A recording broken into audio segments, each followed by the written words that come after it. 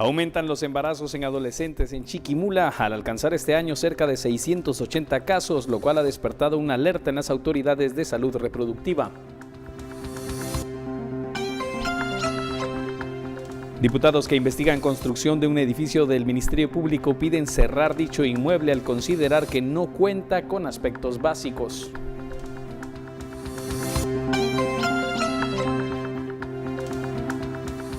El Pleno de la Corte de Constitucionalidad convoca precisamente a pleno y permanece reunido para una esperada resolución dentro de la polémica entre el presidente Morales y el jefe de la CICIG. Fiscalía Especial contra la Impunidad presenta las pruebas contra el expresidente del Congreso Pedro Muadi por plazas fantasma en un proceso en el que hay otros 31 sindicados.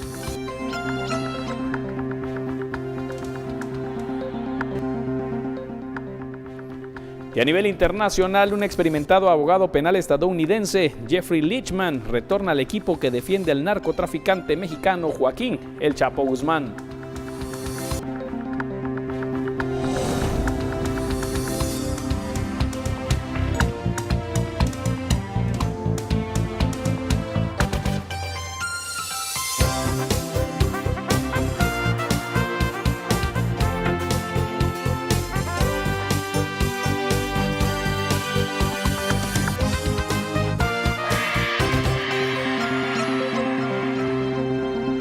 ¿Qué tal? Muy buenas tardes, viernes 21 de septiembre de 2018, 18 horas. Iniciamos de inmediato con este informativo, agradeciendo como siempre su sintonía.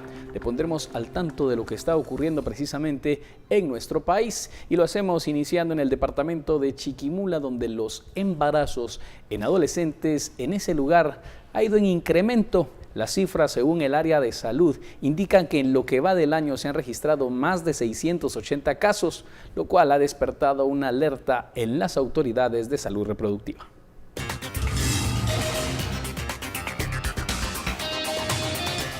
Según registros del área de salud, son exactamente 689 casos de embarazos en adolescentes que actualmente se tienen contabilizados.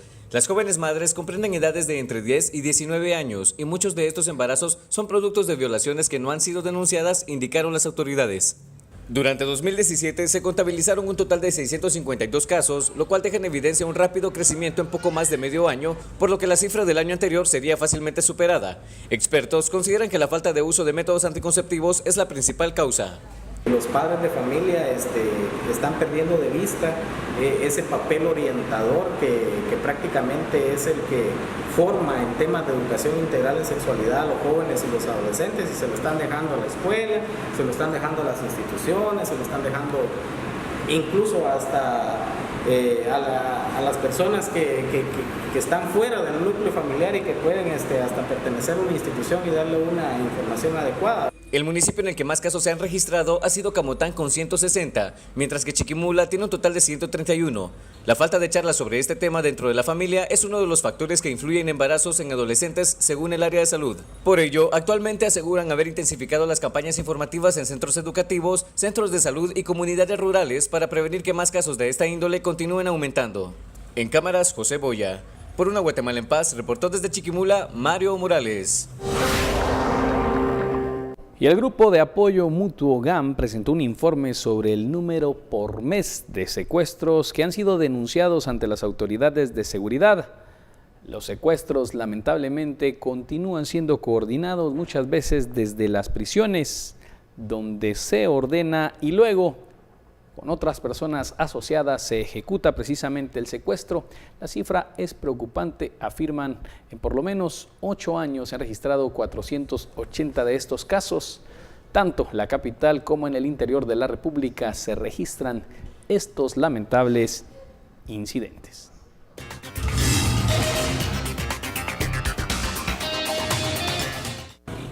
En Suchitepeques, por causas que se desconocen, un anciano decidió lanzarse del puente Chitún, que se ubica sobre el río Cis en la ciudad de Mazatenango.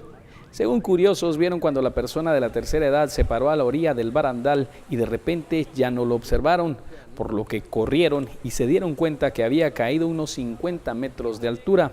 Los bomberos voluntarios llegaron al lugar y bajaron hasta el río para rescatar el cuerpo. Hasta el momento se desconoce la identidad de esta persona de la tercera edad, ya que no portaba documentos de identificación. Y en temas que tienen que ver con la educación, el 59% de los estudiantes de Quiché que se han sometido a pruebas para ingresar a la Universidad de San Carlos de Guatemala no han podido superarlas. La poca preparación en el nivel diversificado sería uno de los motivos, a pesar de contar con 4 oportunidades para tratar de aprobarlas.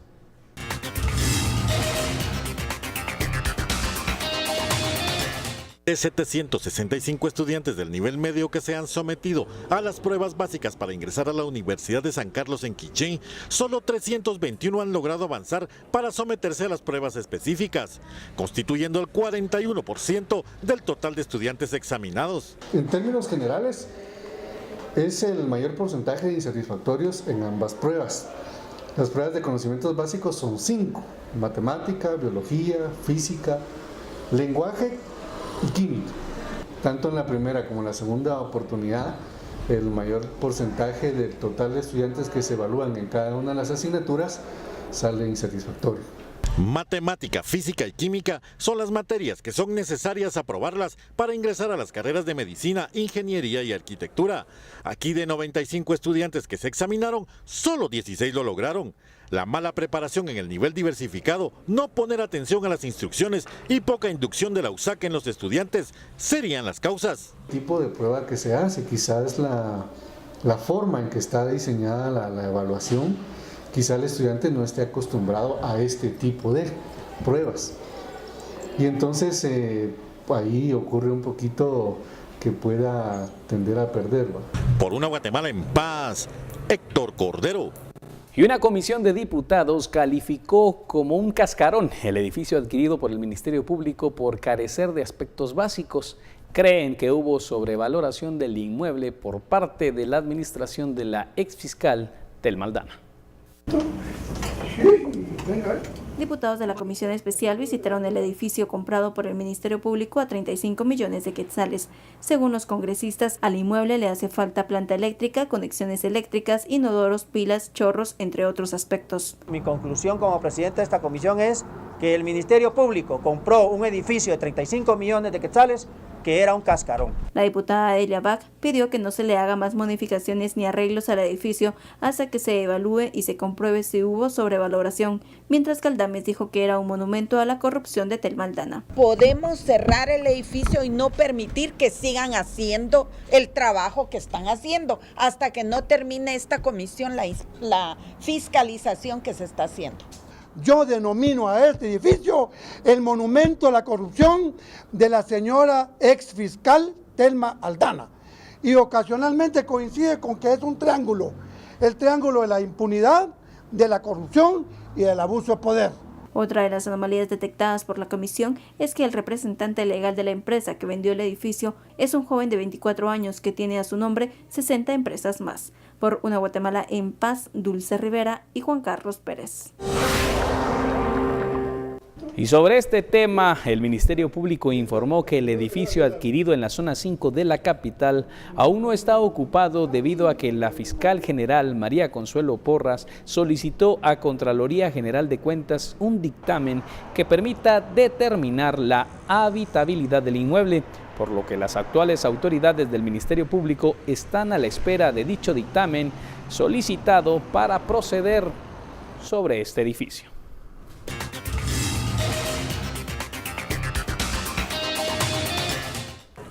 Más de 500 salubristas chiquimultecos participaron en una marcha para exigir al Ministerio de Salud más insumos, mejoramiento en instalaciones de varios centros de salud, herramientas de trabajo y mejoras salariales. Los participantes provienen de Camotán, Jocotán, San Juan Ermita y La Cabecera. Los salubristas redactaron un documento con sus exigencias. Este fue entregado al gobernador departamental y, de acuerdo a los manifestantes, el sector de salud pública de Chiquimula atiende muchos casos de desnutrición en el área Chortí y ya tienen varios años de haber sido dejados, afirman, en el abandono por las autoridades.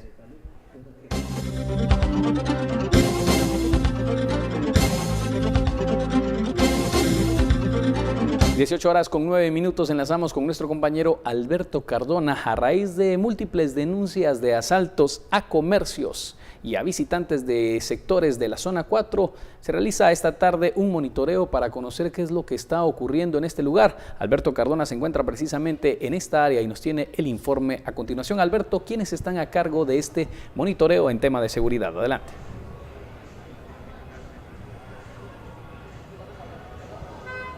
Gracias, William. Muy buenas tardes. Pues las autoridades de la municipalidad capitalina, también acompañados con autoridades del Ministerio de Gobernación y algunos representantes de algunos comercios acá en 4 grados nortes, pues están recibiendo información importante sobre algunos asaltos que se han registrado principalmente en horas de la tarde y noche. Una supervisión donde ya están también presentes los efectivos de la Policía Nacional Civil. A mi lado se encuentra el alcalde capitalino, Ricardo Quiñones, quien nos va a comentar un poquito sobre el despliegue policial, qué es lo que les han solicitado los dueños de algunos negocios en este sector. Estamos acá con personal de la Policía Nacional Civil, con el señor viceministro y vecinos del área, de los comités de barrio, parte de la alcaldía auxiliar también, y hemos venido el día de hoy aquí, viernes en la noche, para hacer una supervisión.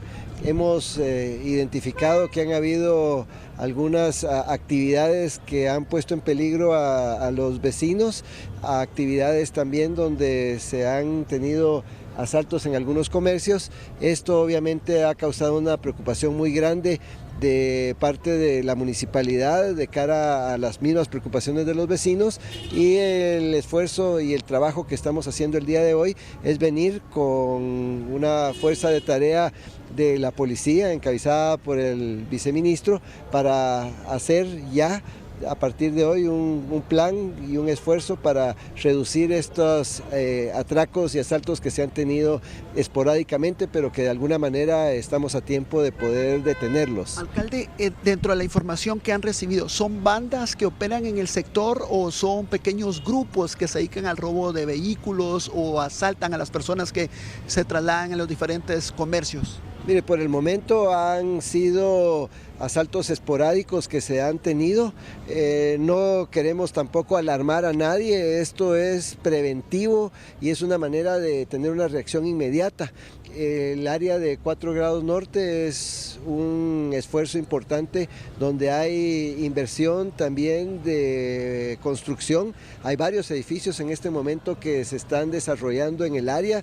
Hemos calculado que son más de 3,000 plazas de empleo y obviamente hay quienes creen y desarrollan en este sector de la ciudad. Queremos que ellos tengan confianza en el área, queremos que se siga desarrollando este esfuerzo que ha sido un planteamiento colaborativo entre quienes desarrollan el área, vecinos y también la alcaldía auxiliar. Y hay inversión hoy y queremos que siga habiendo. Y en ese sentido, la seguridad es importante. Y quisiera repetir que no queremos que se alarme ni la población ni quienes viven acá. Lo que queremos es que se sientan respaldados por la Municipalidad de Guatemala, por la Alcaldía Auxiliar, por el Ministerio de Gobernación, para que hoy de manera preventiva hagamos este esfuerzo, este trabajo en conjunto y podamos ir detectando y determinando estos focos de inseguridad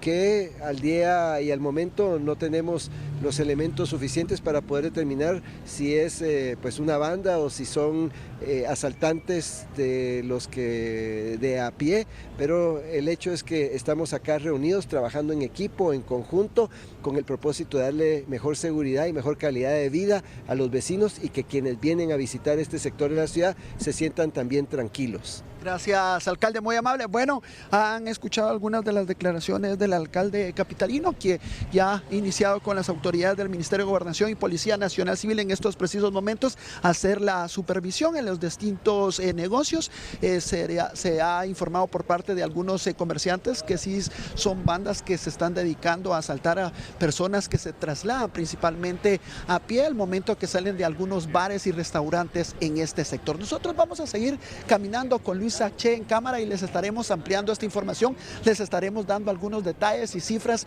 de las personas que han sido víctimas de la delincuencia en este sector. Desde el sector de 4 grados norte, regreso a los estudios centrales de Noticiero Guatevisión. Muy bien, Alberto, y antes de ir a la pausa comercial, le informamos al respecto de otra noticia que se está generando a esta hora. Los bomberos voluntarios, a través de su cuenta de Twitter, informa de un accidente de tránsito en donde estaría involucrado un autobús del transporte de pasajeros, extraurbano, específicamente en un hecho que ocurrió en el kilómetro 34.5 en la ruta interamericana, jurisdicción de Santa María Cauqué, en Santiago, Zacatepeques. Se está investigando y se está reportando por los bomberos a esta hora que varias unidades se han dirigido al lugar para conocer de qué se trata precisamente este accidente, donde estaría involucrado un autobús del transporte de pasajeros. Continuaremos nosotros ampliando esta información luego de la pausa.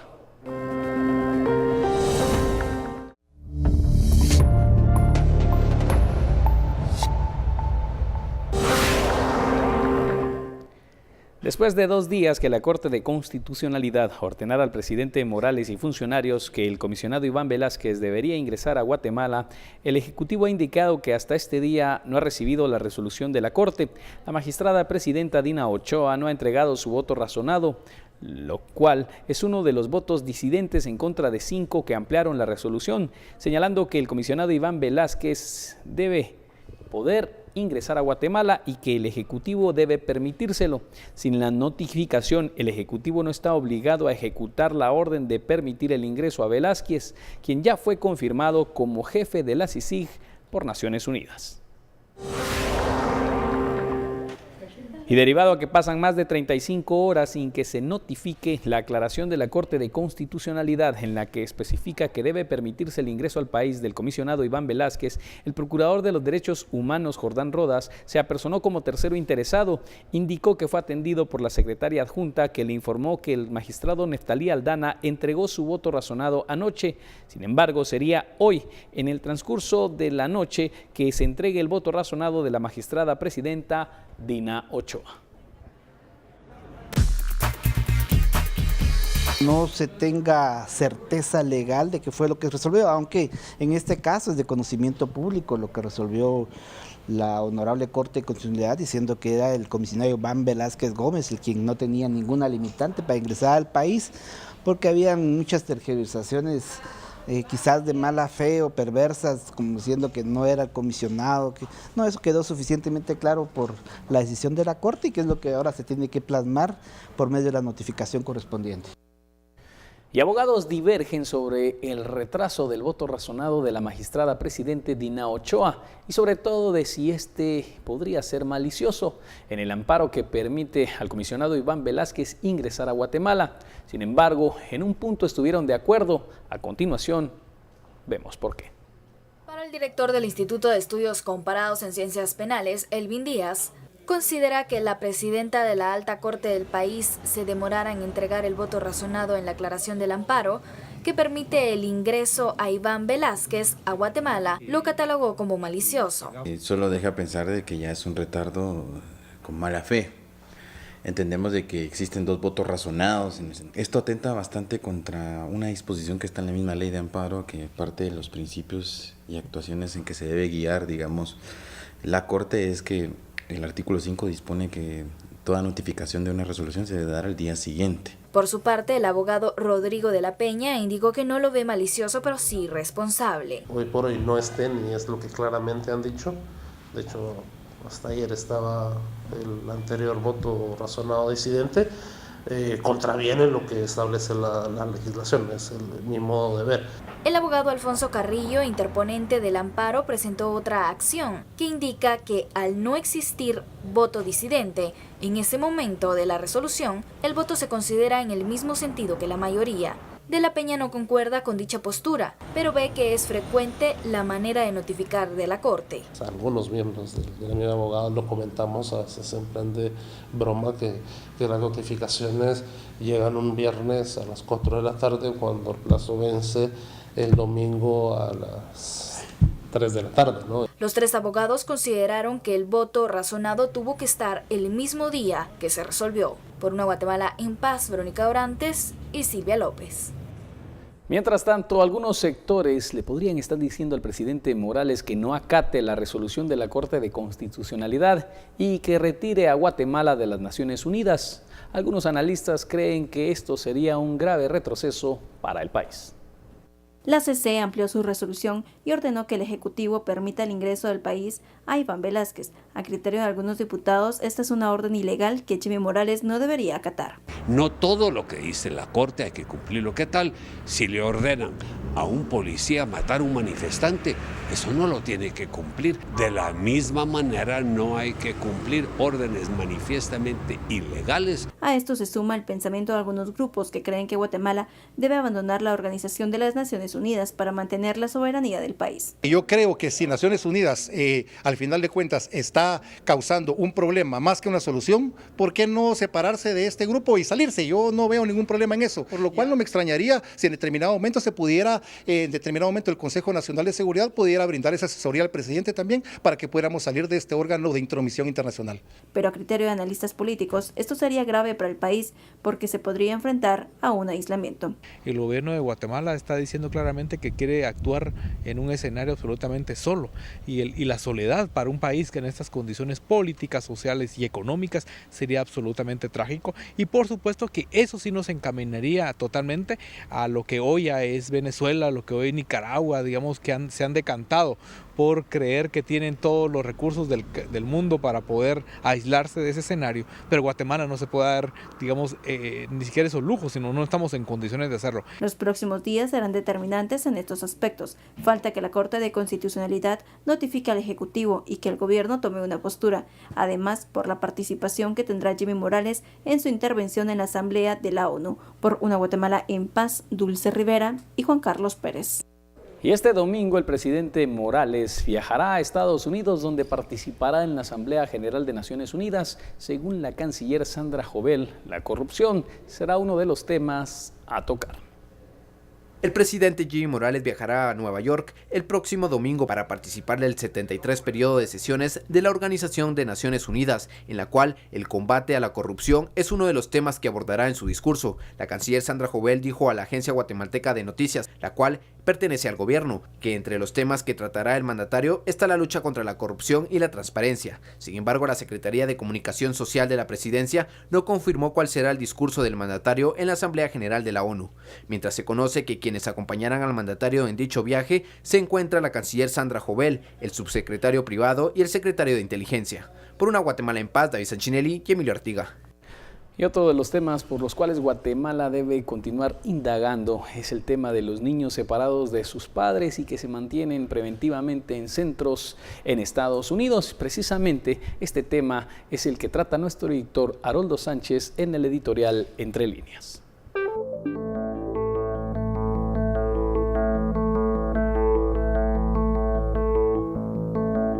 Llevar un hijo a Estados Unidos se ha convertido en una trampa para los menores. Es que el número de menores inmigrantes detenidos es de 12.800, según cifras oficiales del diario The New York Times, cuya fuente es el Congreso estadounidense. Si en mayo del 2017 la cifra era de 2.700, un año, 4 meses después, esa cifra aumentó de manera considerable. Esto se debe a que el gobierno de Trump ha endurecido y puesto más trabas para que salgan del sistema de detención. Lo que se busca es crear conciencia entre los padres de México, El Salvador, Honduras y Guatemala para que no se lleven a sus hijos de manera ilegal. Así que el mensaje es claro: no exponga a sus hijos en un viaje que puede terminar en la cárcel o bien en el cementerio o perdido para siempre en el desierto.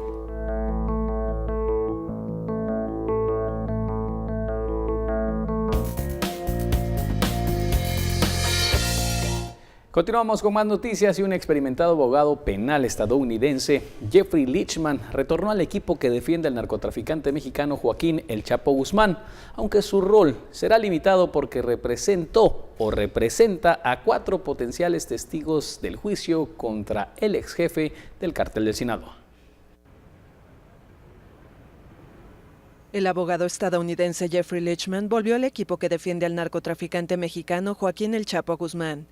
El experimentado penalista es conocido por salvar de la cárcel en 2005 al exmafioso John Gotti Jr. y fue autorizado por el juez Brian Cogan de la Corte Federal de Brooklyn a participar en la defensa. El Chapo, por su parte, es famoso por protagonizar 2 espectaculares fugas de cárceles mexicanas. Él es una figura mítica, y si lees libros, los muchos libros que se han escrito sobre él, incluso por agentes en el caso, incluso ellos lo discuten. Ellos no saben qué es real y qué no fue real. Parte de esto es un personaje mítico, que ahora estamos tratando como si fuera el único narcotraficante en el mundo. Obviamente sentimos diferente. Vamos a defenderlo vigorosamente contra todos los que colaboren. El juez Cogan negó, sin embargo, su pedido de aplazar el juicio para que tenga más tiempo para prepararse. La última audiencia antes del juicio será el 10 de octubre. Además, el rol de Lichman será limitado porque representó o aún representa a 4 potenciales testigos del juicio contra el ex jefe del cártel de Sinaloa. No puedo interrogar a un puñado de testigos, creo que son 3, y hay muchos testigos en el caso, así que está bien. Lichman ya había anunciado su intención de defender al Chapo hace un año, pero se desvinculó del caso cuando no obtuvo garantías de que sus honorarios no serían confiscados por el gobierno estadounidense, que busca incautar al jefe del narco los $14,000 millones que estima generó su imperio criminal, por el cual enfrenta 17 cargos.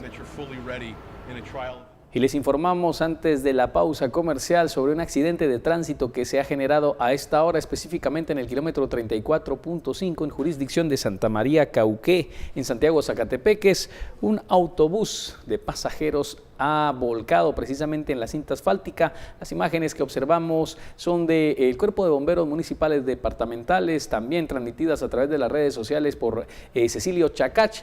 Lo que se observa hasta el momento es el autobús y el traslado de varios heridos. No se reportan fallecidos en este accidente de tránsito, pero sí varios heridos que están siendo trasladados a distintos centros hospitalarios del lugar. Reiteramos, kilómetro 34.5, un autobús que se dirigía sobre la ruta al occidente. Específicamente, el accidente ocurrió en el kilómetro 34.5 de la ruta interamericana, jurisdicción de Santa María Cauqué, en Santiago Zacatepeques. Reiteramos, varios de los heridos están siendo trasladados a esta hora, 18 horas con 29 minutos, a distintos centros asistenciales y, como se observa, tránsito vehicular y también aglomeración de personas observando este accidente en la ruta al occidente. Vamos a la pausa, regresamos en breve con más noticias.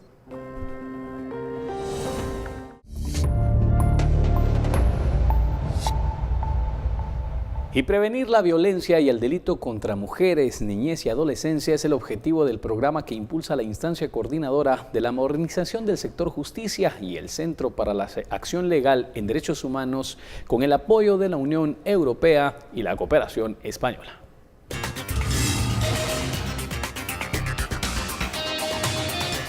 Este programa se lanzó este viernes en el Complejo de Justicia de Escuintla, el cual funcionará en este departamento, así como en Suchitepeques y Retaluleu.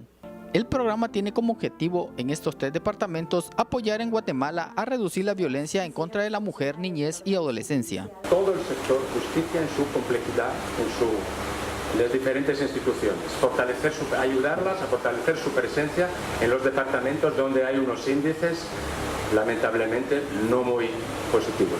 La estrategia de trabajo en dicho programa es la prevención de la violencia en el ámbito local, atención a mujeres, niños y adolescentes víctimas de la violencia y la reducción de la impunidad en delitos contra las mujeres. Dentro de unos meses, dentro de un año, dentro de 2 años, la situación será mucho mejor en estos 3 departamentos. Verán cómo se cobra conciencia, cómo ya en la calle, como ya los ciudadanos recriminan ciertas actitudes o comportamientos de personas. La actividad contó con la presencia del presidente de la Corte Suprema de Justicia, quien habló en cuanto a la elección de presidente de dicha Corte. Lamentablemente la persona que ha sido propuesta no ha alcanzado los votos. El día miércoles tuvimos un pleno sumamente agotador, por lo que el Pleno de Corte Suprema de Justicia trasladó para el día lunes a las 15 horas, 3 de la tarde, para continuar con el proceso de elección. Desde Escuintla, por una Guatemala en paz, Carlos Paredes, Noticiero Guatevisión.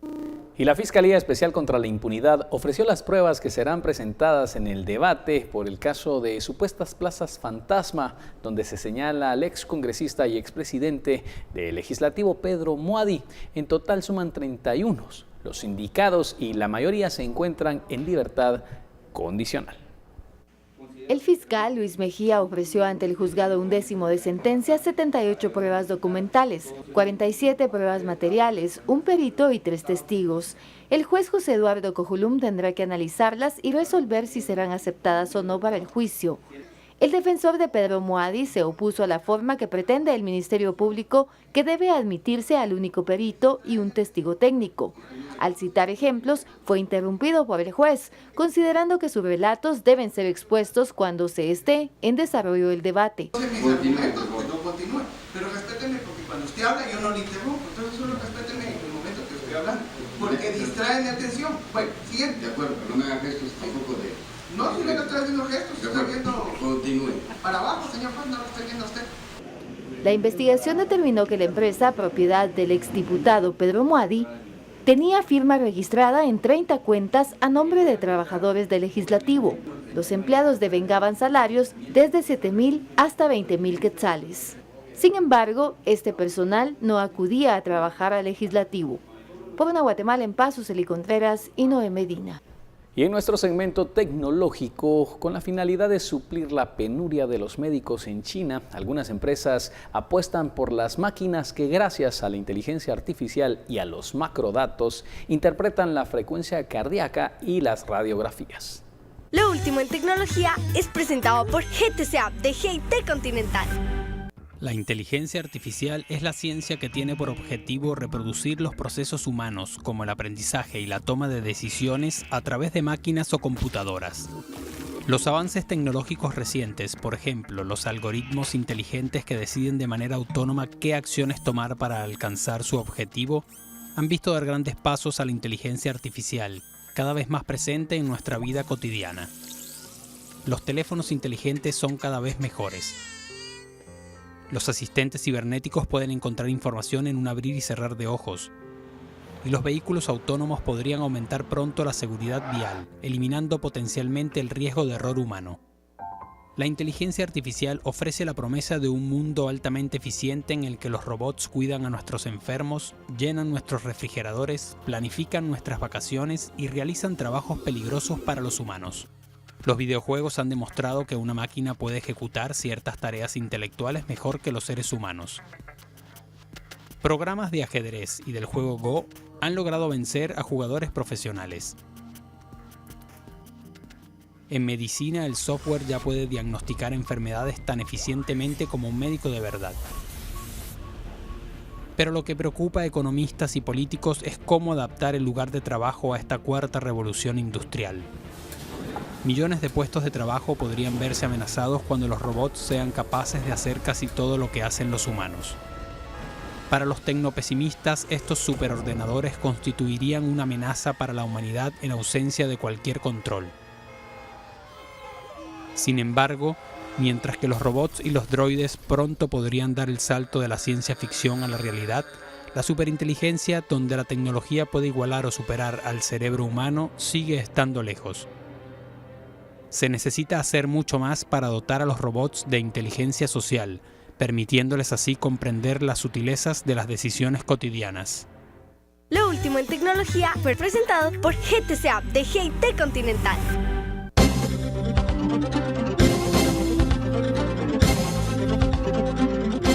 Más información a esta hora. Enlazamos con nuestra compañera Carolina Leverón. Se encuentra a las afueras de la Corte de Constitucionalidad dando seguimiento a esas notificaciones que se esperarían luego de las últimas resoluciones de la Alta Corte, específicamente en las reuniones que se tienen planificadas para esta tarde. Carolina, adelante.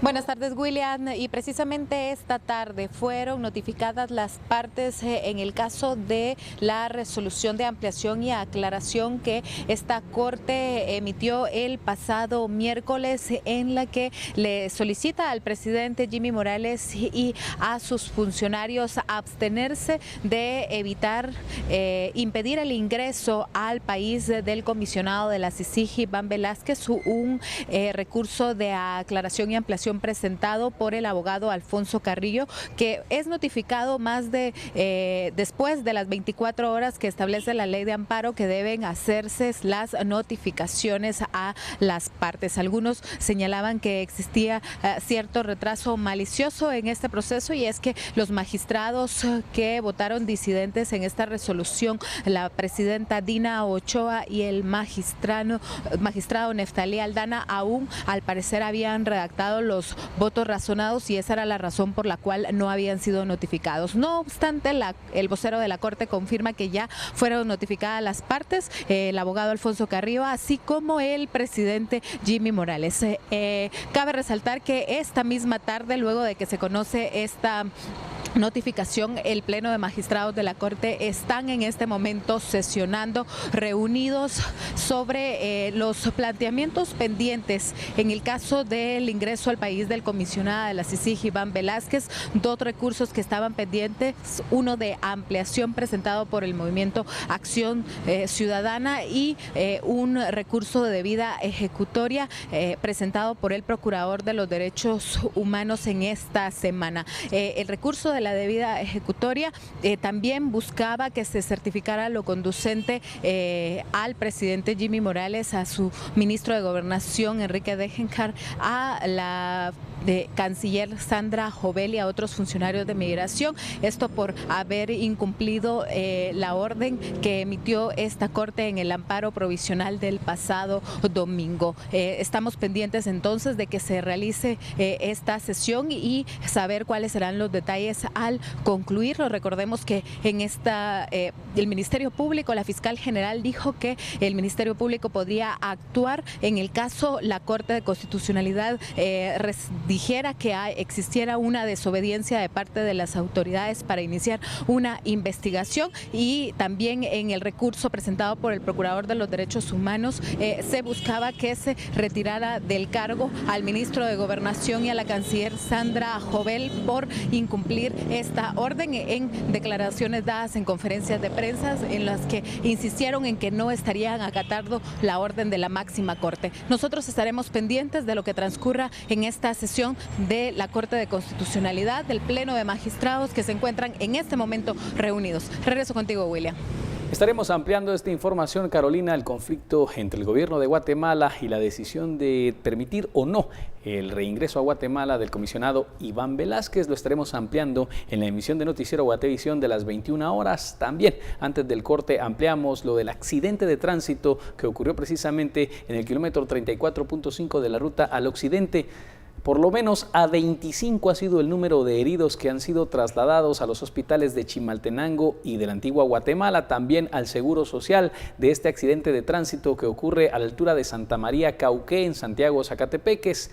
25 o más podría ser el número de estas personas que han sido trasladadas por los bomberos voluntarios y municipales. Reiteramos, esto ocurre en la ruta al occidente, y los lugares a donde están siendo trasladados para los familiares de estas personas que viajaban en este autobús, específicamente el Hospital de Chimaltenango y el Hospital de Antigua Guatemala. Pausa, regresamos en breve.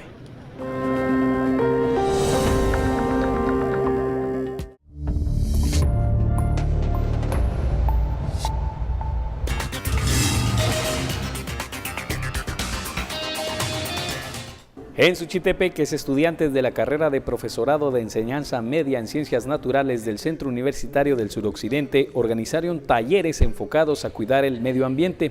Jorge Luis Archila Lemus, docente universitario, informó que el evento forma parte del 4º Congreso relacionado a las temáticas ambientales y perspectiva del medio ambiente en Guatemala. La idea de los talleres es poder trasladar la realidad actual del medio ambiente a estudiantes afines, docentes del nivel medio de Suchitepeques. Dentro de los expositores se encuentran representantes del Instituto de Cambio Climático. Y vencer las adversidades que significa la condición del síndrome Down, una parálisis cerebral y dificultades del habla no detienen a huehuetecos que luchan por alcanzar sus sueños, buscan mejorar su vida y la de su familia. Son historias que inspiran para no darse por vencidos.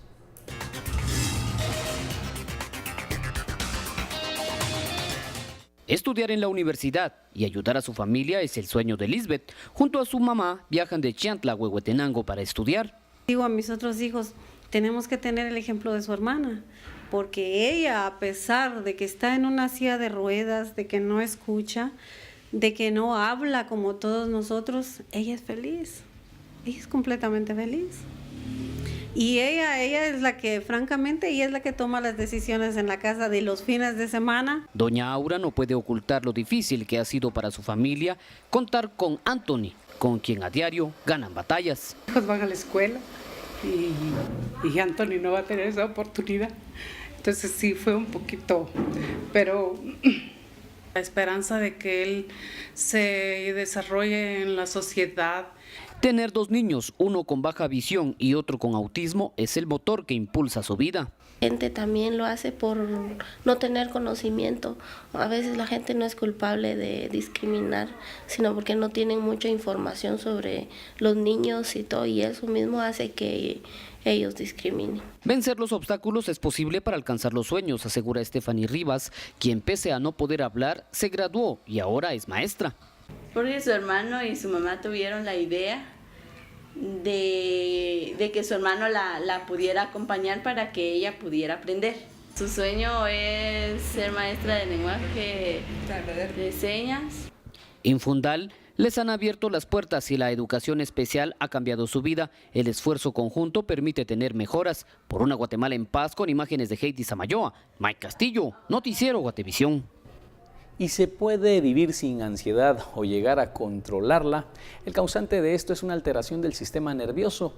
Claro que no es posible pasar de un estado de ansiedad a un estado mental, pero el psicólogo Arturo Archila nos habla de cómo poder realizar un control de nuestra ansiedad.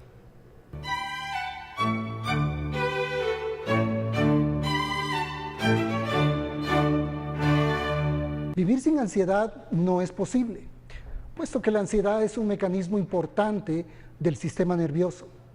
El problema es que la ansiedad, como función, está alterada, produciendo en nosotros un desgaste constante e innecesario.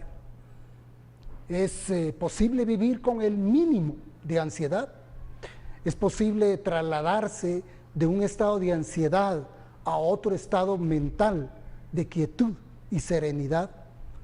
Tenemos que observar cuáles son las fuentes externas más frecuentes de ansiedad y, de ser posible, evitarlas. La fuente interna está compuesta de pensamientos inútiles que también hay que observar.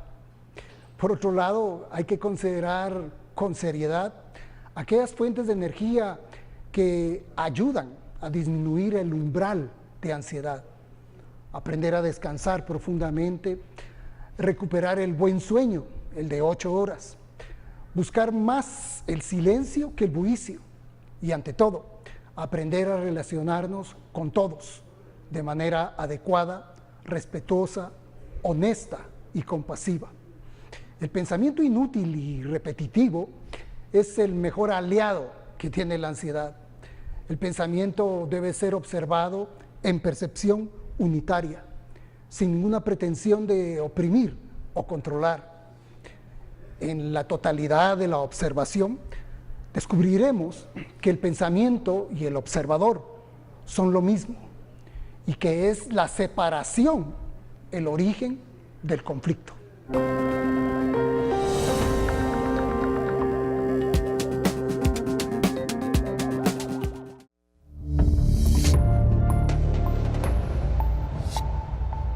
Y la Orden de la Merced conmemora 800 años de fundación con una procesión de Jesús Nazareno y Nuestra Señora de la Merced que recorrerá Antigua Guatemala el próximo domingo, para lo cual unos 4.700 cargadores están distribuidos en 59 turnos.